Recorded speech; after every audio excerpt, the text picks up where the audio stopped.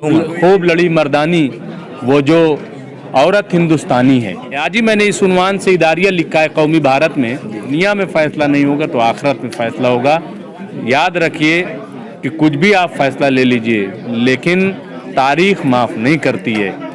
जो कातिल है वो कातिल ही रहेगा, जो मजलूम है वो मजलूम ही रहेगा। आपने कहा कि डेमोक्रेसी में मैदान में उतरना पड़ता है, मैदान में उतरते हैं तो ये डिटेन कर देते हैं, ये जेलों में डाल देते हैं। ठीक है, डाल देते हैं तो जाइए जेल, जाइए जेल। हम भी तो गए थे, वो तो बंद हो जाइए, जाना पड़ता है। ऐसा थोड़ी है कि तीसता जाए और हम बैठे रहें, ये नहीं हो सकता है। यूएपीए लगा के डाल दिया जाए, क्या कुछ कर भी लगा के डाल दिया जाए, जाना पड़ेगा, बगैर जाए नहीं होगा, ऐसे नहीं होगा। भारत न्यूज़ 91 में आपका स्वागत है। इस वक्त मेरे सामने मुमताज़ सहाफ़ी मुमताज़ आलम रिजवी साहब मौजूद है। आइए इनसे बातचीत करते हैं कि बिल्किस बानो मामले में जिस तरह आरोपियों को रिहा कर दिया गया संस्कारी बताकर, और अभी तक इसमें लोग पूरे मुल्क में एहतजाज भी कर रहे हैं, लेकिन इस पर जो अभी तक कार्रवाई नहीं हुई, अभी तक उन लोगों को दोबारा जेल में नहीं डाला गया। इन पर बातचीत करते हैं कि आखिर ये क्या हो रहा है कि आरोपियों को, बलात्कारियों को संस्कारी बताया जा रहा है। देश में बलात्कारी कब से संस्कारी होने लगे? देखिए ऐसा है, क्या हो रहा है ये तो सब देख रहे हैं। 100% सियासत हो रही है और सियासत इक़्तिदार के लिए हो रही है, लेकिन जिस सुप्रीम कोर्ट का हवाला दे करके और माफ़ी पॉलिसी के तहत गुजरात सरकार ने उन जानियों को, उन कातिलों को रिहा किया है, सुप्रीम कोर्ट ने उस बात का संज्ञान लिया है, उसकी तरफ तवज्जो की है और फिर नोटिस जारी किया है और ये कहा है कि ऐसी कोई बात नहीं है। तो मेरे ख्याल से अब ये मामला भी चूँकि ज़ेर अदालत भी हो गया है और सुप्रीम कोर्ट ने इस बात की जानिब तवज्जो दी है। वहाँ पे मुफाद आम्मा में लोग गए थे कि आखिर ऐसा क्यों हुआ, और ये मामला देखिए हर जगह उठ रहा है। सारे लोग, पॉलिटिकल पार्टीज़ भी, और सब इस चीज़ को उठा रहे हैं। और इस मामले में आप देखिए कि ख़ुद वज़ीर आज़म जो हमारे हैं वो भी कटघरे में खड़े किए जा रहे हैं कि एक तरफ तो आप लाल किले की फसील से 15 अगस्त को ये कहते हैं कि, और भावुक होते हैं जी, रोते हैं महिलाओं कि आप जो है औरतों के लिए आप आइए और मैं किससे कहूँ जाके, और उसी दिन बिल्किस बानो के तो देखिए ऐसा है कि मैं समझता हूँ कि वजीर आज़म को भी कम से कम अपनी ज़ात का, क्योंकि मुल्क के वजीर आज़म हैं, ख्याल रखें। और मुझे लग रहा है कि ज़रूर इस पर तवज्जो देंगे और ये फैसला जो है वो कलअदम करार दिया जाएगा। और वो लोग जो बाहर आए हैं कि जो मिठाइयाँ बांट रहे थे, जो खुशियाँ मना रहे थे, ये बिल्कुल कतई गलत है।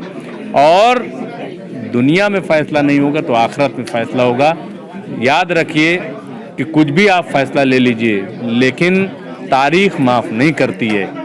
जो कातिल है वो कातिल ही रहेगा, जो मजलूम है वो मजलूम ही रहेगा। सर, निर्भया कांड में जिस तरह पूरा देश इन सड़कों पर उतर आया था, लेकिन बिल्किस बानो मामले में ऐसा दिखाई नहीं दे रहा। क्या वो मुसलमान है इस वजह से? देखिए ऐसा नहीं है। आप देखिए निर्भया और इसको आप मत जोड़िए, क्योंकि अगर आज तीस्ता शीतलवाड़ जैसी समाजी कारकुन जेल की सलाखों में जाती हैं, तो कल ही मैंने इदारिया लिखा, आज ही इदारिया आया है मेरा कि खूब लड़ी मर्दानी वो जो औरत हिंदुस्तानी है।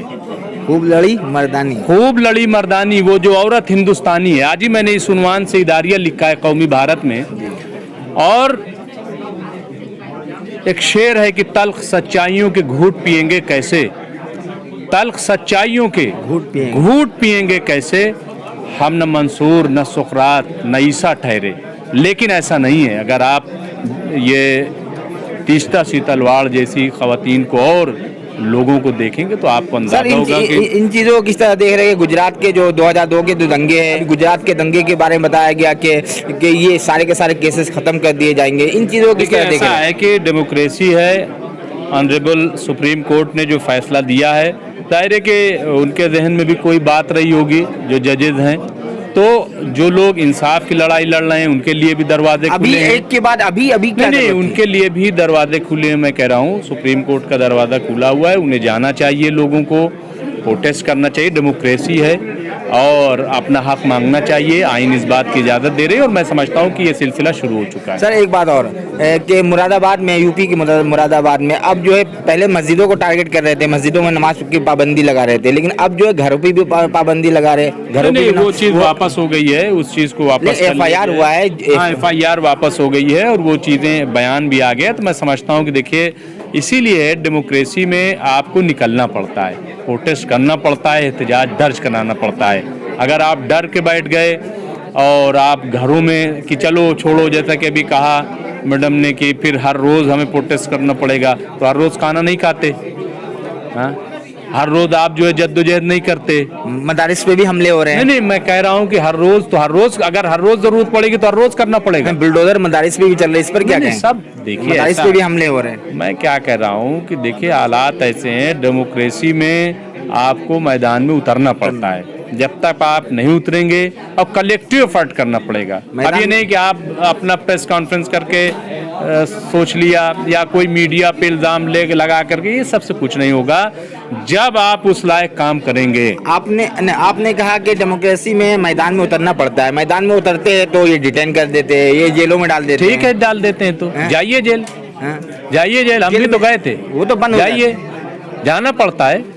ऐसा थोड़ी है कि तीसता जाए और हम बैठे रहें, ये नहीं हो सकता है। UAPA लगा के डाल दिया जाए, क्या कर भी लगा के डाल दिया जाए, जाना पड़ेगा, बगैर जाए नहीं होगा, ऐसे नहीं होगा। ठीक, बहुत शुक्रिया। मुमताज आलम रिजवी साहब से इस वक्त बातचीत हो रही थी बिल्किस बानो और गुजरात दंगे के बारे में। दर्शकों, वीडियो को ज़्यादा से ज़्यादा शेयर करें। यूट्यूब पर देख रहे हैं तो चैनल को सब्सक्राइब करें, फेसबुक पर देख रहे हैं तो पेज को लाइक और फॉलो करें। बहुत बहुत शुक्रिया। जय हिंद, जय भारत।